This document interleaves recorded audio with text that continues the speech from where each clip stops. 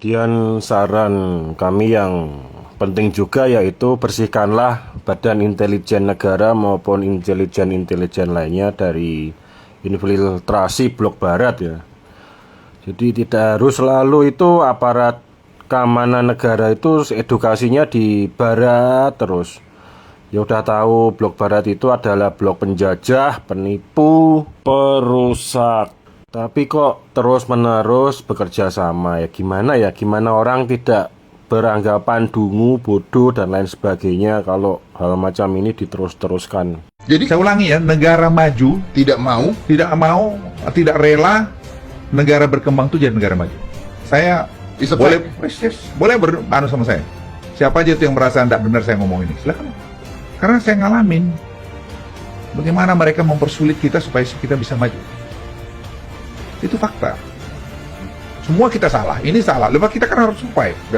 You know, sadly, the virus itself, particularly the variant called Omicron, is a type of vaccine. That is, it creates both B cell and T cell immunity, and it's done a better job of getting out to the world population than we have with vaccine. Yang dilarang, yang dibubarkan organisasinya, bukan ideologinya, sehingga mereka masih bebas mengglorifikasi tegakkan khilafah, ya kan? Tegakkan syariah, ganti sistem, ya nggak bisa ngapa-ngapain kita. Tuh. Nah, ini semua adalah bagian dari khilafah Britania. Tahu nggak nih khilafah Britania? HTI pusatnya di mana? Inggris. Ikhwanul Muslimin dulu pusatnya di Mesir. Begitu berhasil menumbangkan Presiden Hosni Mubarak, ya. Kemudian naik Nursi beberapa tahun dijatuhkan, kemudian pindah ke induk sembangnya di Inggris. Teroris separatis KKB, kantor pusatnya di mana? Inggris.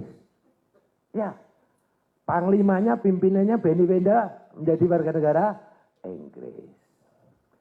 Ahmadiyah, kantor pusatnya di mana? Inggris.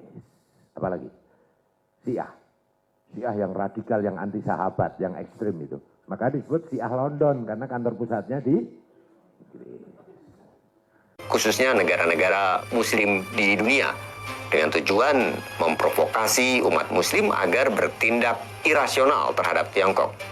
Tentu saja tidak lain dan tidak bukan, semua ini adalah permainan CIA sebagaimana yang pernah diungkapkan oleh mantan direktur CIA Mike Pompeo dalam sebuah wawancara oleh Fox TV News di bulan April 2019 silam.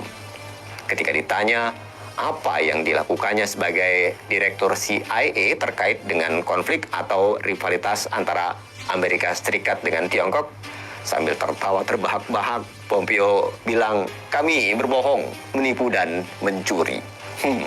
Ya, Mike Pompeo sendiri yang menegaskan bahwa ada ribuan berita bohong atau hoax mengenai Tiongkok yang diedarkan CIA melalui jaringan media barat yang mendukung Amerika. Itu berarti secara tidak langsung Mike Pompeo mengakui bahwa CIA adalah pabrik hoax terbesar di dunia. Dengan adanya pengakuan Pompeo ini, maka dasar apa lagi yang bisa kita gunakan untuk memastikan bahwa informasi yang disajikan oleh pihak barat sebagai suatu kebenaran?